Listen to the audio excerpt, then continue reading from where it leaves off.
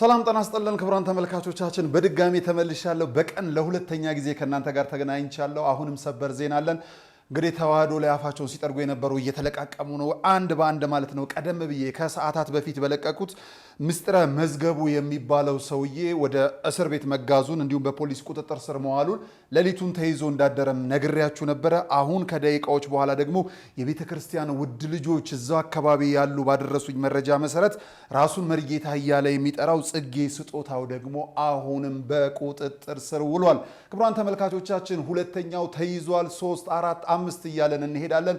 ይሄ ግለሰብ በጣም በሚያስገርም በሚያስደንቅ መልኩ የምታስታውሱት ከሆነ ፌስታል መንግስት የሚፈቅድልኝ ከሆነ ታቦታቱን በሙሉ በኩርቱ ፌስታል አድርጌ መስቀል አደባባይ ላይ ወድስጄ ጥለዋለሁ ሰባብረዋለሁ ሲል የነበረ ነውና የኛ አምላክ አያንቀላፋም። ልክ እንደምትመለከቱት ነው። እንግዲህ እግዚአብሔር በመንበሩ ሲመጣበት በክብሩ ሲመጣበት ራሱ ይቀጣልና ይሄ ሰውዬ በቃል ኪዳን ታቦቱን በኩርቱ ፌስታል ይዞ መሄድ አይደለም ራሱን የሚለብሰው ልብስ በኩርቱ ፌስታል ይዞ ከአንድ ቦታ ወደ አንድ ቦታ እንዳይንቀሳቀስ አድርጎ በዚህ ሰዓት ያለው በፖሊስ ቁጥጥር ስር ነው። እጅግ መርዘኛ እጅግ አደገኛ ንግግር አሁንም ቢሆን የቤተ ክርስቲያኗን አልባሳት አላወልቅም እሙጥኝ ብሎ በመስቀሉ ያሾፋል፣ በቅዱሳኑ ያሾፋል፣ በገድላቱ ያሾፋል።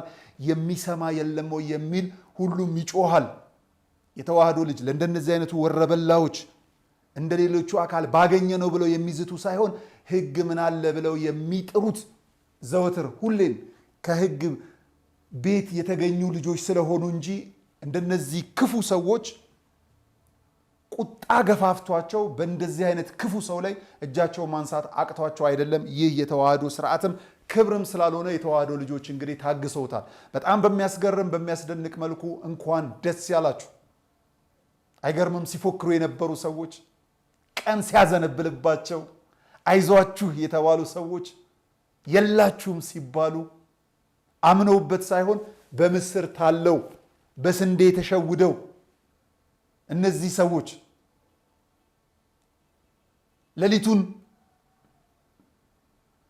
እንዴት ከሴት ስር ተነስተን ወደ ቅዱሱ ቦታ እንሄዳለን ብለው የጨነቃቸው ቀኑን እንዴት ከሐሜት ወንበር ተነስተን ወደ አውደ ምሕረቱ መሄድ እንችላለን ይከብደናል ያሉ ሰዎች ወደ ቤተ ክርስቲያኑ የሚሄዱትን ማጣጣል፣ ልብሰ ተክህኖን ማጣጣል፣ ማዕጠንቱን ማጣጣል፣ አልፎ ተርፎ የቃል ኪዳኑ ታቦት ላይ መዘባበት፣ ስለ ድንግል ማርያም የሚያወሩበት ቋንቋ በተራ በምን የማትገለጸውን እመብርሃንን የሚጠሩበት የሚያንቋሽሹበት መንገድ ለሰሚ የሚዘገንን ነበር። ፍርዱን ለመድኃኔዓለም ተውን። መድኃኔዓለም መፍረድ ጀመረ። የተዋህዶ ልጆች እጅግ በጣም በሚያስገርም በሚያስደንቅ መልኩ የቤተ ክህነት መዋቅሮችን እጅግ ልናግዛቸው ይገባል።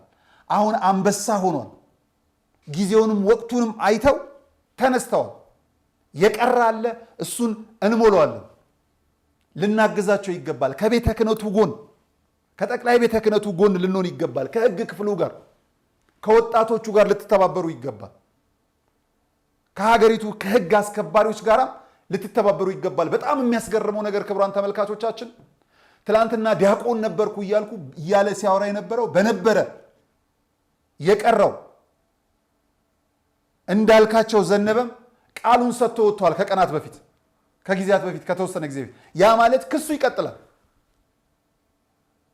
በዛ ቤት ገብቶ ቤተክርስቲያንን ለማጣጣል እግዚአብሔር አምላካችን መድኃኒታችን ኢየሱስ ክርስቶስን ሲያንጓጥጡ ድንግል ማርያም ላይ ሲያላግጡ የነበሩት በሙሉ የሀገሪቱ ሕግ ስራውን ጀምሯል። ከሕግ ጎን መሆን መቻል አለብን። ከሕግ ጎን ሁኑ እንዳልኳችሁ ነው።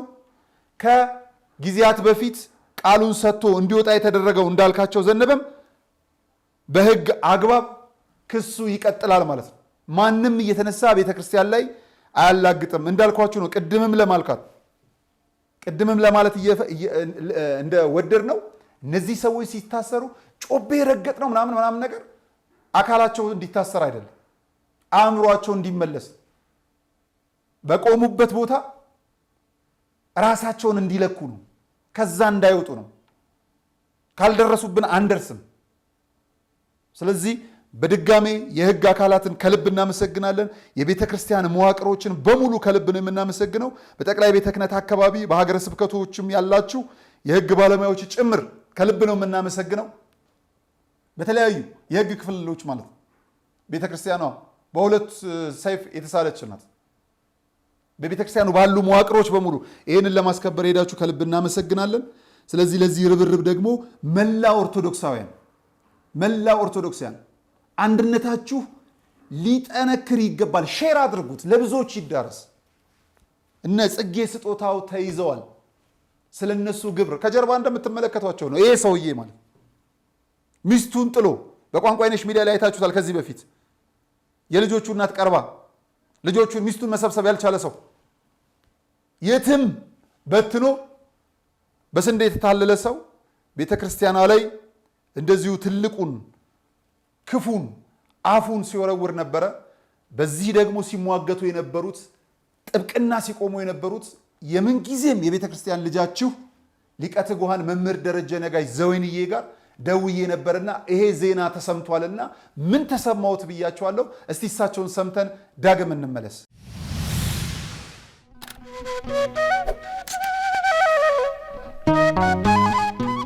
አመሰግናለሁ ሊቀ ትጉሃን መምህር ደረጀ ነጋሽ ዘወይንዬ።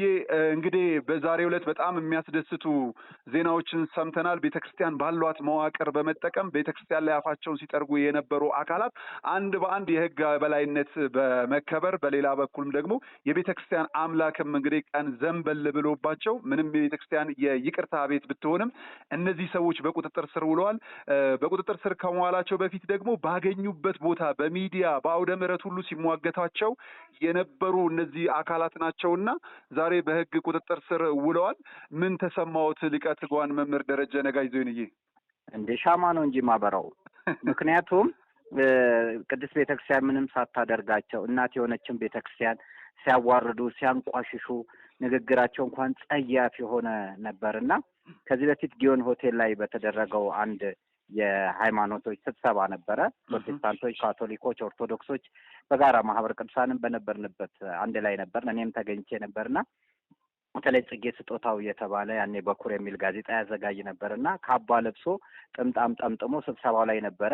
በረከታቸው ይደርብን ብፁዕ አቡነ ገብርኤልም ነበሩና የህግ ባለሙያ 4 ዲግሪ ያለው የፕሮቴስታንት እምነት ተከታይ የሆነውን ጥያቄ ነበር የጠየቁት።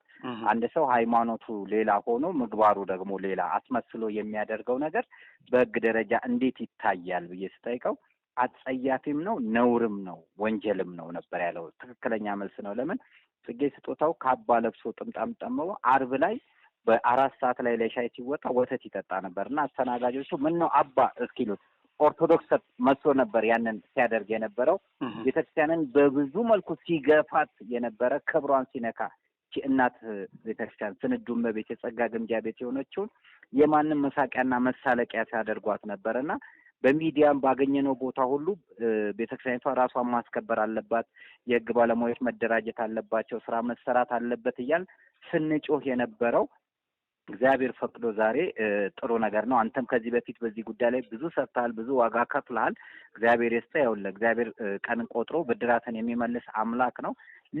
ለሌሎቹም ማስተማሪያ እንዲሆን እንግዲህ ቤተክርስቲያን ድብቅ ሰራዊቶች አሏት። ባሏት መዋቅር በሙሉ እኛ በይፋ ወጣን እንጂ በተለይ እርሶ ደግሞ በዚህ ጉዳይ ላይ ግንባር ቀደምቱ ነውትና ለህይወትም ለምንም ሳይሳሱ ነው እነዚህን ሰዎች ሲፋለሟቸው የነበሩ። ህግ አሸንፎ ዛሬ ህግ መለቀም ጀምረዋልና የተዋህዶ ልጆች ብዙ መዋቅሮች አሉና ምን ልናደርግ ይገባል? ምንድነው መደረግ ያለበት? አሁንም ይቀጥላል። አንደኛ የህግ ባለሙያ ደውሎ እንኳን ደስ አለ ብሎ ሲነግረኝ በጣም ነው ደስ ያለኝ። እግዚአብሔር ይመስገን። አሁንም ቤተክርስቲያን ላይ አፋቸውን የሚያላቀቁ በደንብ አድርጋ ቤተክርስቲያን አቋም ይዛ የህግ ባለሙያዎቿን ይዛ መሞገትና ፍትህ እንዲያገኙ ማድረግ መቻል አለባት። ማናችንም የማንንም ሃይማኖት መንካት የለብንም፣ ማክበር አለብን። ማናችንም እኛ ከሃይማኖት ጋር አይደለም ጠባችን፣ እነሱ ግን ከሃይማኖት ጋር ነው ጠባቸው። የሚሰድቡት መዋቅሯን ነው፣ የሚሰድቡት ቅዱሳንን ነው፣ የሚሰድቡት ጽላቱን ነው፣ የሚሰድቡት መብርሃንን ነው። እኛ የምናከብረውን ነገር እኛ የምናምንበትን ነገር ነው እያንቋሸሹ። ያውም እናት ሆና ፊደል ቀርጻ ብራና ዳምጣ ቀለም በጥብጣ ዓመተ ምህረትን አዘጋጅታ ለምሳሌ አሁን ትንሳኤ በ12 ነው ሚያዝያ 12 ይከበራል አይደል እንዴ? ቤተክርስቲያን ዘንድሮ ትንሳኤን ትቻለሁ ብትል በማን ካላንደር ነው የሚያከብሩት? ፕሮቴስታንትም ሆነ ካቶሊኩ። ኦርቶዶክስ ተዋሕዶ ቤተክርስቲያን በሰራቸው ነው። እስልምናውን አክብራ እኮ ግራ አጥባ የተቀበለች ቤተክርስቲያን ናት። ሀገርን የሰራች ቤተክርስቲያን ናት። ኪነ ህንጻውን፣ ስነ ፈለኩን፣ ሁሉን ነገር ያዘጋጀች ዜማውን ያዘጋጀች ቤተክርስቲያን ናት። ባህል ታሪክ የጠበቀች ታቦት ያዘመተች ቤተክርስቲያን ላይ እናት ላይ እንዴት እንደዚህ አይነት ጸያፍ ንግግር ይናገራሉ? ጽላቱን በኩርቱ ሰብስበን ምንም አያደርገኝም አንዴ የማይሰሩት የለ ቅዱሳኖች ላይ የማያደርጉት ነገር የለምና እንዲህ አይነት አካሄዶች አግባብነት ስለሌላቸው የህግ ባለሙያዎችን እናመሰግናለን። መንግስትም በዚህ በኩል ላይ የወሰደው እርምጃ ይበል የሚያሰኝ ነውና ሁላችንም ተቻችለን ሳይሆን ተከባብረን፣ መቻቻል ለትዳር እንጂ ለሃይማኖት ስላልሆነ ተከባብረን አንዱ ያንዱን ሃይማኖት ሳይነካ የራሳችንን የምንገልጥበት መንገድ ይኖራል። ብራቮ ቤተ ክህነት እንላለን። ጀምሯል ማለት ነው። አንበሳው ጥርስ እያወጣ ነው። ይበል እንላለን። ከቅዱስ ሲኖዶስ ጎን በመሆን ቤተክርስቲያኒቷን ለማስከበር ዋጋ መክፈል ያለብንን ሁሉ ዋጋ እንከፍላለን።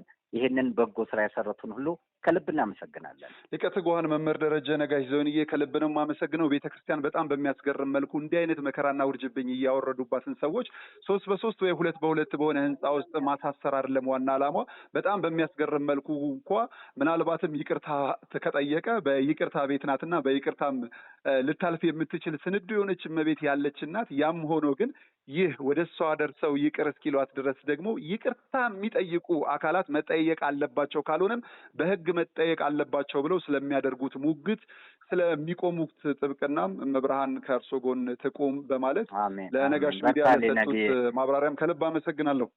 በርታልኝ ወዳጄ፣ በርታልኝ። መልካም ጊዜ። እግዚአብሔር ካንተ ጋር ይሁን። አሜን አሜን። መምህር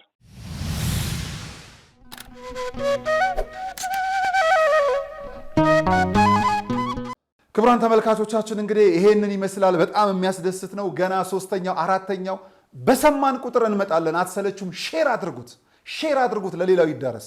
ሼር አድርጉት። የተዋህዶ ድምፅ ነው ይሄ ሚዲያ፣ የሀገር ድምፅ ነው። ሀገር መንግስት እንዲኖረን የምንፈልግ፣ በቤተ ክህነቱ አባቶች እንዲሰነብቱ እንዲቆዩልን የምንፈልግ፣ በየገዳማቱ መነኮሳቱ እንዲኖሩልን የምንፈልግ፣ እናንተ ውድ የተዋህዶ ልጆችን ደግሞ አስራት በኩራታችሁን እየላካችሁ እንድትባረኩ ቤታችሁን እንድትገነቡ የሚያደርግ ሚዲያ ነው። ሼር አድርጉት። እንዲህ አይነቱ ዜናማ በደንብ ለሌላው ማዳረስ መቻል አለብን። ይሄን እየተመለከታችሁ ያላችሁ የተዋህዶ ልጆች እንደ ግዴታ ቁጠሩትና ሼር አድርጉት፣ ለሌሎች ይዳረስ፣ አዳርሱ። ስለዚህ በዛሬዋ ዕለት ብቻ ራሱን ማዕረግ ሰጥቶ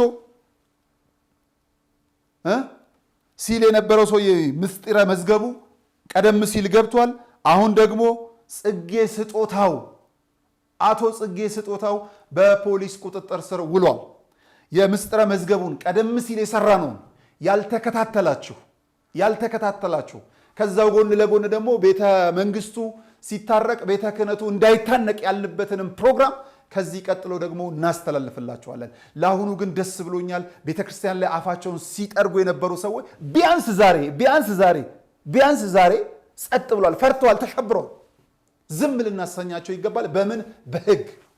በምን እንደነሱ በመሳደብ ሳይሆን በህግ፣ አሁንም በህግ ዝም ልናሰኛቸው ይገባል። ጸጥ ብሏል፣ ደንግጧል፣ እዛ ቤት ተመቷል፣ ተላጅቷል፣ ቀንዱ የለም ተመቷል።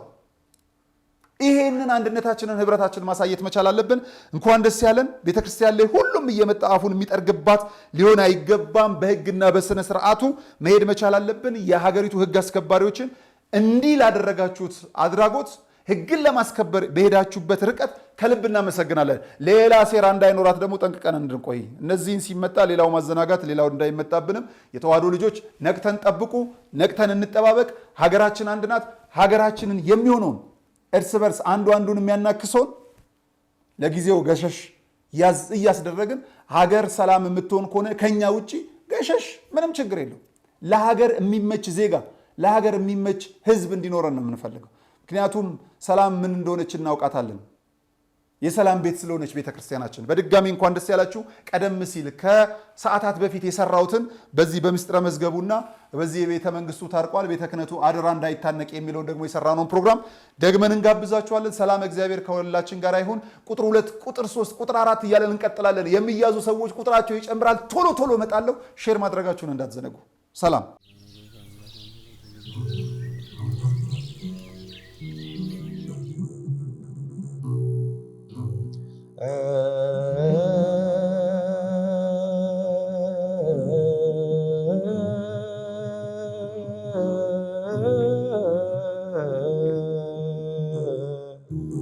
በደም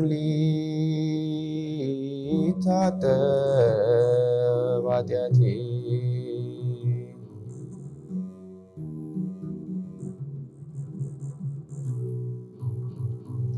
በደም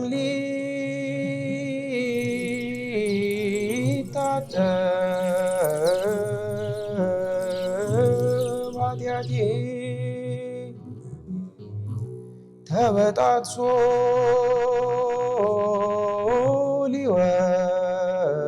ሊወድቅ እስራቴ ወጣ ቀራንዮ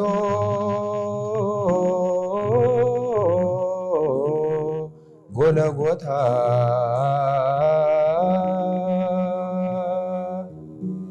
በእኔ ተገብተህ አንተ ጌታ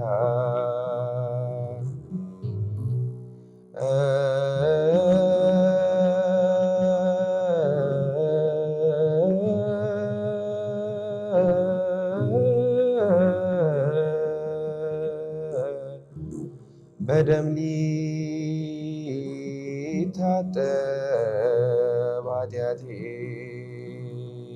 አባ ዘኪያከ ያንቃዱ ኩሉ ዘበሰማይ ወዘበምድር ዘፈጠርከ ለስምከ ይሰብሑ ወይኩቱ አንተ አሃዚያ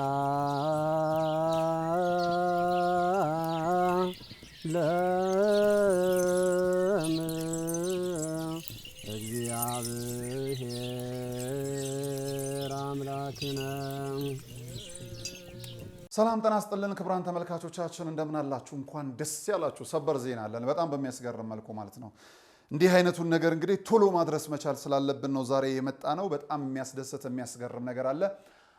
ቤተ ክርስቲያኗ ላይ አፋቸውን ሲከፍቱ የነበሩ ሰዎች ሕግም ጊዜም ለምን ዝም አላቸው ብለን ስንጮህ ነበረ።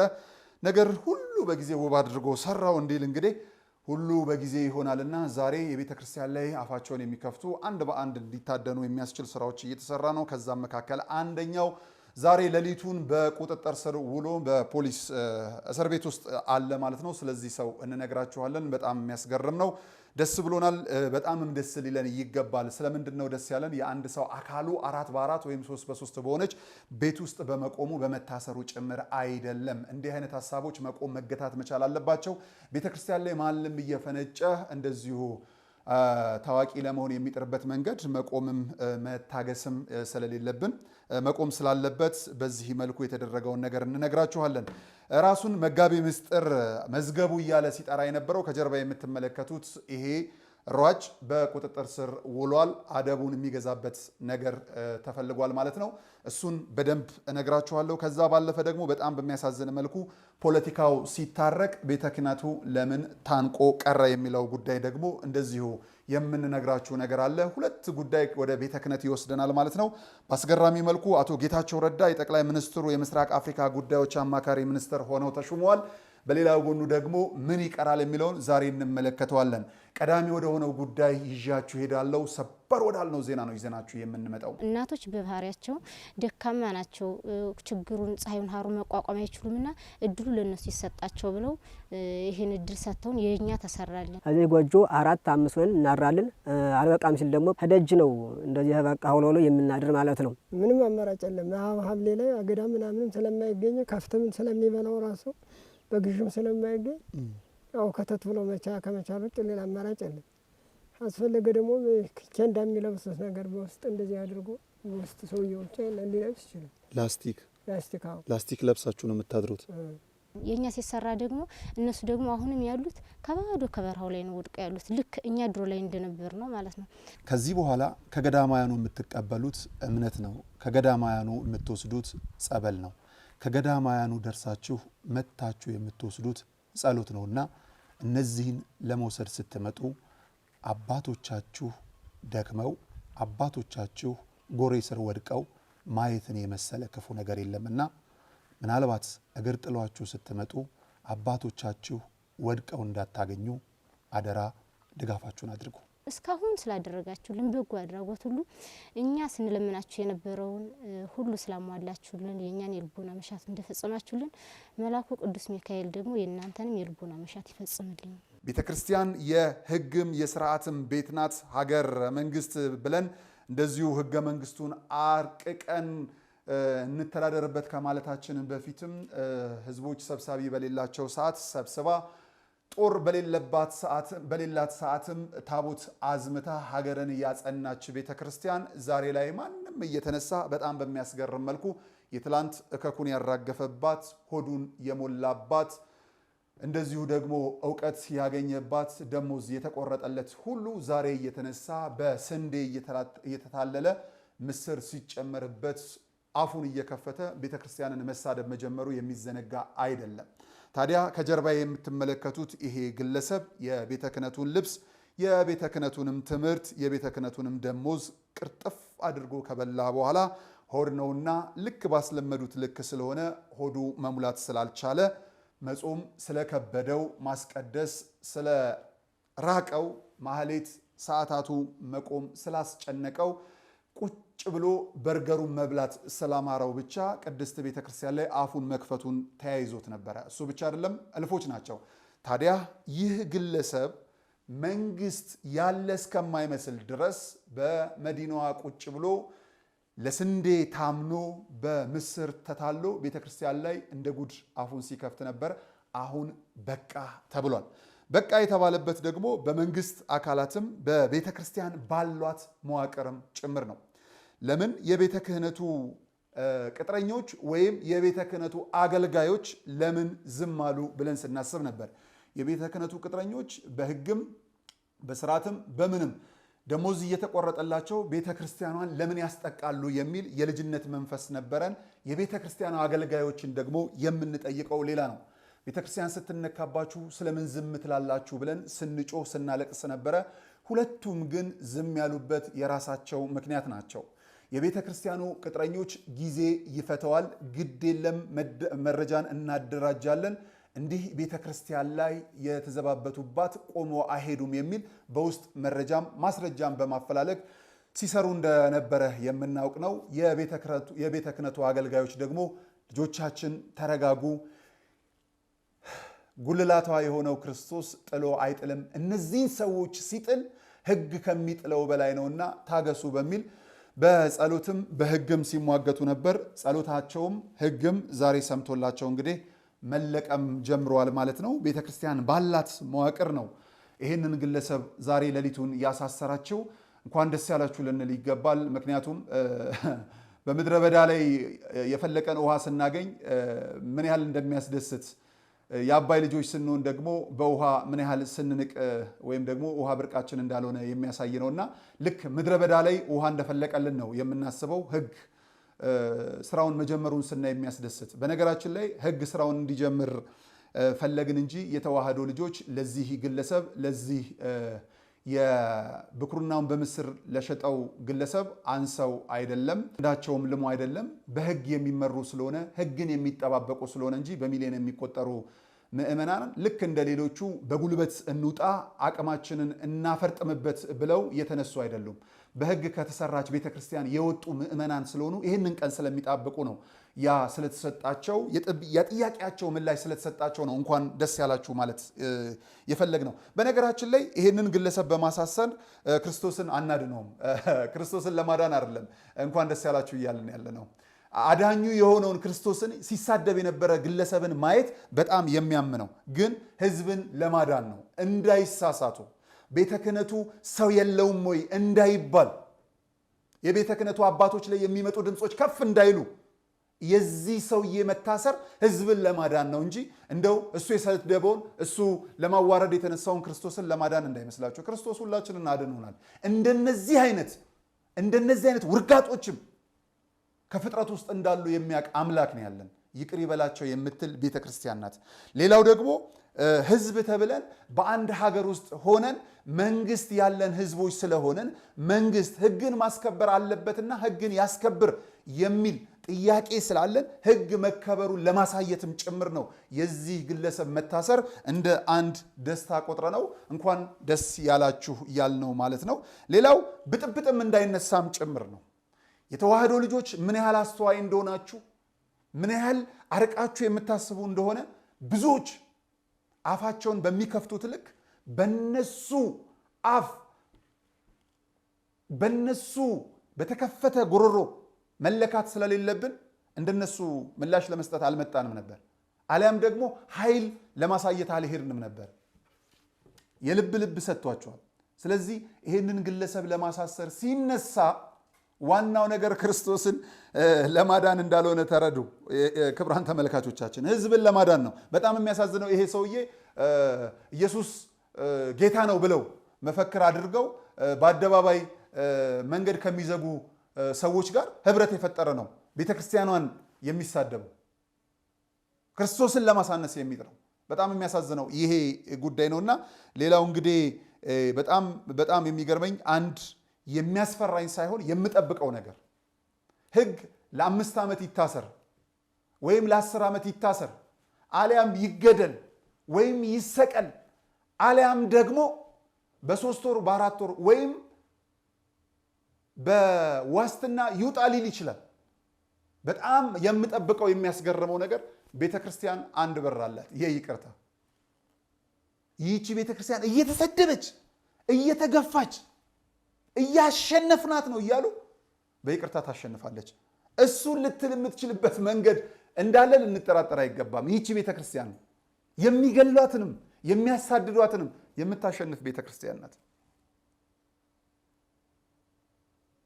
የማትደራደርበት አንድ ነገር አላት፣ የይቅርታ በር። አይገርምም?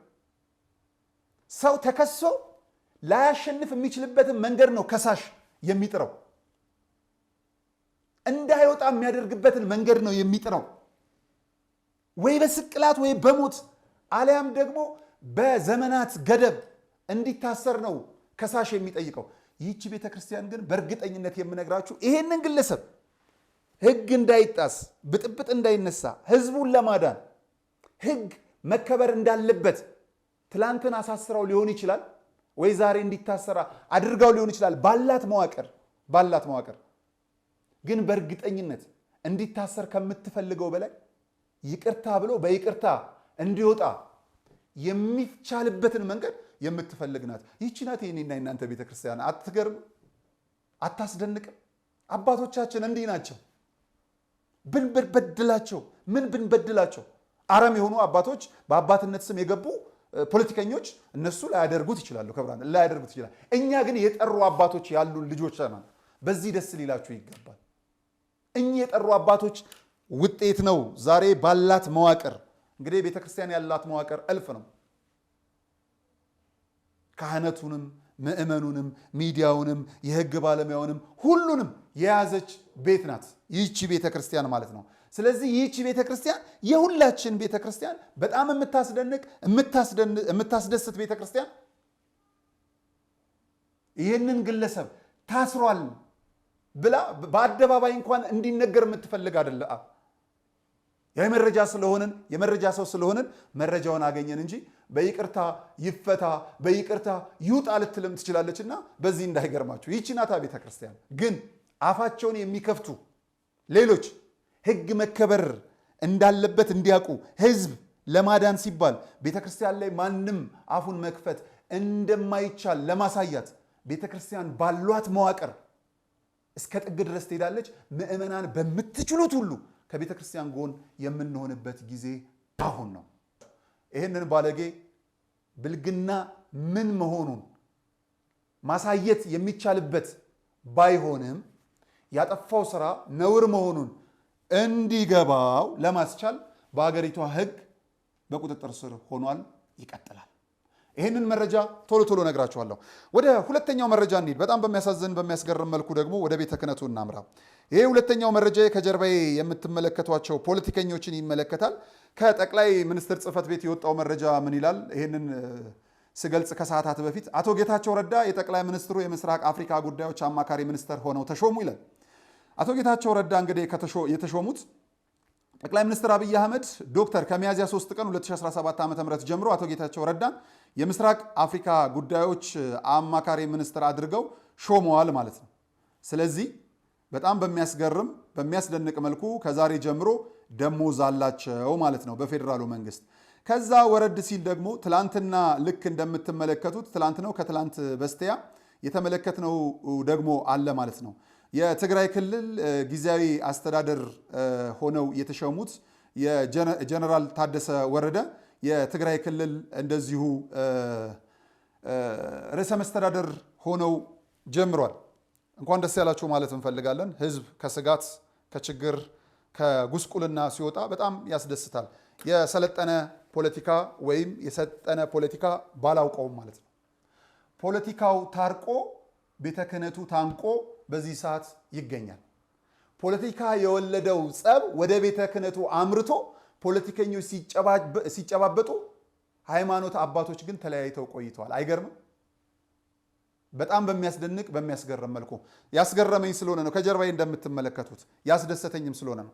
የትግራይ ክልል ጊዜያዊ ርዕሰ መስተዳደር በይፋ ስራ ጀመሩ ነው የሚለው። የትግራይ ክልል ጊዜያዊ አስተዳደር ርዕሰ መስተዳደር ሌተናንት ጀነራል ታደሰ ወረደ በይፋ ስራቸውን ጀምረዋል። እነ ዶክተር ደብረ ጽዮን ገብረ ሚካኤል የቀድሞ የክልሉ ርዕሰ መስተዳደርም የእንኳን ደህና መጡ አቀባበል አድርገውላቸዋል። አባቶቻችን እንኳን ደህና መጡ ብለው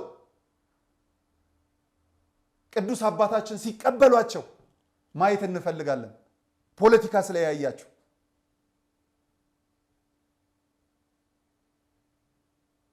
ፖለቲከኞቹ የስልጣን ሽግሽግ አድርገዋል። አባቶቻችንም የስልጣን ሽግሽግ አድርጋቸዋል። ፖለቲከኞቹ በፕሪቶሪያው ስምምነት መሰረት ብለው ህዝብን አንድ ለማድረግ ይሁን ስልጣንን ለመጋራት ባናውቅም ራሳቸው የበተኑትን ህዝብ ራሳቸው ለማገናኘት ጥረት እያደረጉ ነው። እግዚአብሔር ይርዳቸው። ሰላም ስለሆነ እያሰቡ ያሉት አባቶቻችን መቼ ነው ወደ አንድ የምትመጡት? ወንበሮቻችሁ መሸጋገሸግ ካለ ወንበሮቻችሁን የምትሸጋሸጉት፣ የተጣሰ ስርዓት ህግ ካለ እሱን የምትመልሱት። በጣም በሚያስገርም መልኩ ሁለቱ ለመገዳደል ሲፈላለጉ ሳይሆን ተገዳድለዋል። አንዱ አንዱን ወንጅለዋል። ዛሬ በጣም በሚያስገርም መልኩ ወንድሜ ወንድሜ ተባብለው ታርቀዋል። ሁለቱን ለማሸማገል ዓለም መንግስታት ተቀምጠዋል። እናንተ ሁለታችሁን ለማሸማገል የዓለም ሁሉ ገዢ መድኃኔዓለም ማንን ይላክ? በስሙን የተሰባሰባችሁት እሱን የያዛችሁት እሱ አለ በመሃላችሁ። ለምን መታረቃቃት? ለምን እምቢ ያላችሁት? እሱ ዘውትር እሱ እንደምትጠሩት እነዚህ ሁለቱን የብልጽግናንና የህዋትን አካል ለማገናኘት ፕሪቶሪያ እንደ አንድ መቀመጫ ሆና አሸማግላለች። እናንተን ቤተ ክርስቲያን እንዴት ልትዳኛችሁ አልቻለችም? እንዴት ለቤተ ክርስቲያን እሻላላችሁ? እንዴት ስለ ክርስቶስ መሸነፍ አቃታችሁ? በጣም በሚያስገርም በሚያስደንቅ መልኩ ጥር 14 ነው ይሄ ጉዳይ የተጀመረው ኦሮሚያ ላይ። የኦሮሚያ ተገንጥለዋል የተባሉ ዛሬም ድረስ ተገንጥናል ቀርተናል ያሉ የጨረቃ ጳጳሳት ለማውገዝ ሰማዩም ምድሩም ሚዲያውም ሁሉም በጋራ ወጥተናል። በጣም በሚያሳዝን መልኩ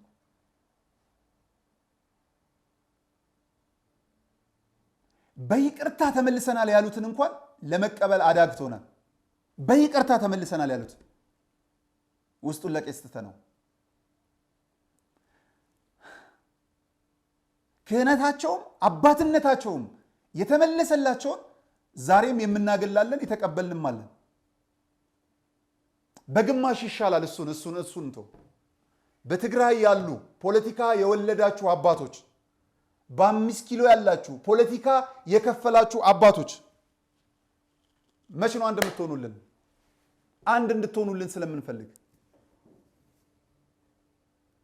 በፖለቲካ የተጣላው አንድ ለመሆን ቢያንስ በፌዴራል መንግስቱ ስር በጊዜ አስተዳደር በሚል ፖለቲከኞች ይታጥረዋል። ከፖለቲካ በላይ ስለሆነ ሃይማኖት ባጠፋሁት እልፍ ልክስ እኔ ዝግጁ ነኝ። አጥፍተናል ይቅርታ የምትባባሉት መቼ ነው? በእውነት ፖለቲከኞቹ አስቀንተውኛል። የምር ፖለቲከኞቹ አስቀንተውኛል። ልብ ልንል የሚገባው በፖለቲካ ውስጥ አባል ሁሉ ያሸንፈው ያውቅ። ፖለቲካውን የሚያራምዱ ሰዎች የሚሞተው ሞቶ እነሱ ናቸው የሚሄዱት። በትግራይ ያስባችሁታል? ከህወሓት ጋር በረሃ የገቡ ህይወታቸውን ያጡ አመራሮች እርግጥ ነው መንገድ ተሰይሞላቸዋል። ቀሪዎቹ ደግሞ ህዝብን ይዘው ሄደዋል። ወይም እነዚህ ባይሉ የቀረውን ህዝብ አሸናፊው መጥቶ ይወስዱታል። በብልጽግና በኩል የተሰዉ ጦርነት የወረዱ አመራሮች እንዳሉ አላውቅም። ጠቅላይ ሚኒስትሩ በይፋ ተነግሯል። ከዛ ውጪ የሄዱ ሚኒስትሮች ምናምን እንዳሉ አላውቅም። ምክንያቱም የሞቱም ስለሌሉ ጦርነት ላይ ቢሆን የተወሰነ እናያለን። በዚህኛው የተጎዳ ባናውቅም፣ በዚህም የሞተ ምን እንደተሰየመለት ባናውቅም፣ ግን ሟቹ ተረስቶ ፖለቲካው ቀጥሏል። በቤተ እምነትም የሞቱላችሁ አሉ። የረሳችኋቸው ቢኖሩ የተሰዉ አሉ። ዋጋቸው ከሰማይ ቢሆንም ግን አባቶቻችን መች ነው የምትጨባበጡት? መች ነው የምትመለሱት? መች ነው ከእልህ ከጥላቻ የምትመለሱልን? አባትነት የማይገባችሁ ከአባትነት ወርዳችሁ ምዕመን የምትሆኑት፣ ጵጵስና የማይመለከታችሁ ወደ ቁምስናው የምትመለሱት፣ ወደ ክህነታችሁ የምትወርዱት፣ ከምንኩስናው ወደ ጵጵስና የሚመጡ አባቶችስ መች ነው መንገድ የምንጠርግላቸው የምንሰራላቸው? በፖለቲከኞቹ ቀንቻለሁ።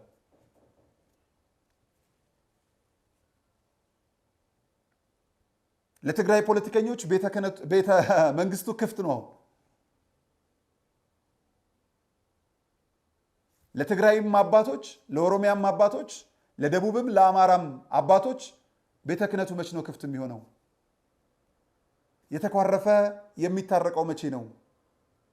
የፊታችን ሰሞነ ሕማማት ትልቅ ድልን ይዞ ይመጣል ብዬ አስባለሁ። ወይም ደግሞ አባቶቻችን መታረቅ ካቃታችሁ ጸቡን ያስጀመራችሁ ፖለቲከኞች እባካችሁ በነካ እጃችሁ ፖለቲካም ከሆነ ፖለቲካ ይሁንባችሁና አባቶቻችንን አስታርቁልን። ቀድሞም ያው ያስታረቁት ፖለቲከኞች ስለሆኑ ጊዜ ሲጥል እንግዲህ ምን ፖለቲከኞችን መለመን ጀመረን። አባቶች አልሰማ ሲሉን ፖለቲከኞችን እየለመንን ነውና እግዚአብሔር አምላክ በቃችሁ ይበለን። ፖለቲካው ታርቆ ቤተ ክህነቱ ታንቆ እንዳይቆይ አደራ። እደግመዋለሁ። ቤተ መንግስቱ ወይም ፖለቲካው ታርቆ ቤተ ክህነቱ ታንቆ እንዳይቀርብን አደራ። አባቶች ይህንን ድልድይ ይህንን ጸብ ስበሩልን በእግዚአብሔር። ጸብ ያለሽ በዳቦ የገባችሁ አባቶች ከመንፈስ ቅዱስ ሳይሆን የተሾማችሁ እገሌዎች ወርዳችሁ ቦታውን ለሚመለከተው አባትነት ይቅር በለኝ አምላኬ ብላችሁ ከወንበሩ ከሹመቱ መድኃኔዓለም ስለሚበልጥ ምናልባት እንኳን ሳናውቅ እኛ ካቀለልናችሁ እሱ እንደሚያከብራችሁ ስለምታውቁ በእኛ ፊት መውደቅ አይምሰላችሁ። በሱ ፊት ወድቃችሁ ይቅር ተባባሉ። ይቅር ተባባሉ። እግዚአብሔር ይርዳችሁ። በዚህ በጣም እንግዲህ በጥር 14ቱ ትልቁን መነሻ የሆኑት ብፁዕ አቡነ ሳይሮስ ናቸው። ሹመቱን እንደዛ ሲባል የነበረው ያ ስም ተከትሏቸው ዛሬም አለቅ አላቸው እንጂ በጣም በሚያስገርም መልኩ ዛሬ አባት ናቸው። የሁላችንም አባት እንደሆኑ ቅዱስ ሲኖዶስ አባትነታቸውን መልሶ እንደሰጣቸው ስለምናውቅ ከዛ በኋላ የሚያደርጉት የወንጌል ስርጭት እኔ ያስገርመኛል፣ ያስደንቀኛል። ወጣትነት ለቤተ ክርስቲያን በሚል ሂደት ዛሬም ድረስ በየወሩ ባሉ ሀገረ ስብከታቸው በአንደኛው አጥቢያ ላይ እድል እየሰጡ ወንጌል እንዲሰራጭ የሚያደርጉ እጅግ የሚገርሙ አሁን ካሉ ብፁዓን አባቶች አንድም አውደ ምሕረት ላይ የማይቀሩ ብቸኛው አባት መሆናቸውን ልነግራችሁ ፈልጋለሁ። ክቡራን ተመልካቾቻችሁ ይሄን ወደድንም ጠላንም እየመረረን የምንወስደው ሀቅ ነው። የሚገርመው በአንድ አውደ ምሕረት ላይ እሳቸው ብቻ ከመገኘት አልፈው 4-5 ሊቃነ ጳጳሳትን ይዘው የሚገኙ አባት ናቸው። በየትኛውም ሀገረ ስብከት እንደዚህ ለወንጌል መዳረስ የሚለፋ ሊቀ ጳጳስ አላየውም። መልካሙን መልካም እንላለን፣ ክፉን ክፉ እንላለን። በእድሜ በጤና ይጠብቅልን ብለን መመረቅም ያስፈልጋል። ዋናው ጸባችን ወንጌል ነው። ዋናው ጸባችን ቤተ ክርስቲያን ነው። ለቤተ ክርስቲያን እስከቆሙ ከቤተ ክርስቲያን ርቀው ወደ ቤተ ክርስቲያን እስከተመለሱ አይደለም እኛ መድኃኔ ዓለም ይቅር ካላቸው እኛ እንደ ከትር ጥላ የምንከተልበት ምክንያት የለም። ስለዚህ መልካሙን መልካም እያልን እንሄዳለን። እግዚአብሔር አምላክ ክፉን ያርቅልን፣ ደግ ደጉን ለሀገራችን ኢትዮጵያ ያቀርብልን። ብፁዓን አባቶቻችን ፖለቲካው ታርቋል፣ ቤተ ክህነቱ ታንቋል ተብሎ ከመነገር ይሰውራችሁ፣ ይሰውረን፣ ወደ አንድነት ያምጣችሁ። እንግዲህ የምናየው ሁሉ የፖለቲካ ውጤት ነውና ቤተ ክህነቱን ፖለቲካው የሚያስታርቀው ከሆነ መልካም፣ እርቅ ማንም ያስታርቀው እርቅ ነው፣ ግን ያስተዛዝባል። ፖለቲካው ከመግባቱ በፊት ራሳችሁ ታውቁበታላችሁ። ይቅር ማለትንም ይቅርታ መጠየቅንምና እባካችሁ አንድ ሆናችሁ አንድ አድርጉን። በትግራይም በአማራም በኦሮሚያም በሁሉም ክልል ያሉ አባቶቻችን በተለይ መነኮሳት የሚናፍቁ ልጆች አሏቸውና ልጆቻቸው ሄደው ይጎብኛቸው፣ በረከትን አፍሰው ይመለሱ። ዛሬ ከተማ ላይ ልብስ መቀየር፣ መኪና ማሽከርከር፣ በብዙ ሚሊዮን ብሮች መንበሽበሽ የምናይ አሊያም ደግሞ በዛ የረከስን እንደሆንን በህሊና እጦት የምንሰቃይ ብቻ ሳይሆን ሰውም ብርም ርቋቸው እየተሰቃዩ ያሉ በጣም በርካታ መነኮሳት አባቶች አሉና እባካችሁ የእኛን ኢጎ ወደኋላ ትተን ልጅነታቸውን ብቻ በየገዳማቱ ላሉ መነኮሳት እንድንሰጣቸው አንድነታቸውን አሳዩን። እግዚአብሔር አምላክ ይርዳን። ሰላም እግዚአብሔር ከሁላችን ጋር ይሁን። በድጋሜ እንኳን ደስ ያላችሁ፣ ደስ ብሎናል። አፋቸውን ቤተክርስቲያን ላይ ሲጠራረጉ የነበሩ ግለሰቦች መለቀም ጀምረዋል። በዚህም ሂደት ራሱን መጋቢ ምስጢረ መዝገቡ እያለ ሲጠራ የነበረው ወሮበላ ቤተክርስቲያን ባሏት መዋቅር ምክንያት ዛሬ ሌሊቱን በቁጥጥር ስር ውሏል። ሕግ ማስከበሩ ይቀጥላል። የተዋህዶ ልጆች በአንድነት በህብረት እንቆማለን። ለእምነታችን ብቻ ሳይሆን ለአንዲት ሀገራችንም ጭምር ማለት ነው። ሰላም እግዚአብሔር ከሁላችን ጋር ይሁን። መልካም ጊዜ። እናቶች በባህሪያቸው ደካማ ናቸው። ችግሩን ፀሐዩን ሀሩ መቋቋም አይችሉምና እድሉ ለነሱ ይሰጣቸው ብለው ይህን እድል ሰጥተውን የኛ ተሰራለን። እዚህ ጎጆ 4-5 ሆነን እናራለን። አልበቃም ሲል ደግሞ ከደጅ ነው እንደዚህ በቃ ሆሎ የምናድር ማለት ነው። ምንም አማራጭ የለም። ሀብሌ ላይ አገዳ ምናምንም ስለማይገኝ ከፍትምን ስለሚበላው ራሱ በግዥም ስለማይገኝ ያው ከተት ብሎ መቻ ከመቻል ውጭ ሌላ አማራጭ የለም። አስፈለገ ደግሞ ኬንዳ የሚለብሱት ነገር በውስጥ እንደዚህ አድርጎ በውስጥ ሰውየው ሊለብስ ይችላል። ላስቲክ ለብሳችሁ ነው የምታድሩት? የኛ ሲሰራ ደግሞ እነሱ ደግሞ አሁንም ያሉት ከባዶ ከበረሃው ላይ ነው ወድቀው ያሉት። ልክ እኛ ድሮ ላይ እንደነበር ነው ማለት ነው። ከዚህ በኋላ ከገዳማያኑ የምትቀበሉት እምነት ነው። ከገዳማያኑ የምትወስዱት ጸበል ነው። ከገዳማያኑ ደርሳችሁ መታችሁ የምትወስዱት ጸሎት ነውና እነዚህን ለመውሰድ ስትመጡ አባቶቻችሁ ደክመው አባቶቻችሁ ጎሬ ስር ወድቀው ማየትን የመሰለ ክፉ ነገር የለምና ምናልባት እግር ጥሏችሁ ስትመጡ አባቶቻችሁ ወድቀው እንዳታገኙ አደራ ድጋፋችሁን አድርጉ። እስካሁን ስላደረጋችሁልን በጎ አድራጎት ሁሉ እኛ ስንለምናችሁ የነበረውን ሁሉ ስላሟላችሁልን የኛን የልቦና መሻት እንደፈጸማችሁልን መልአኩ ቅዱስ ሚካኤል ደግሞ የእናንተንም የልቦና መሻት ይፈጽምልኝ።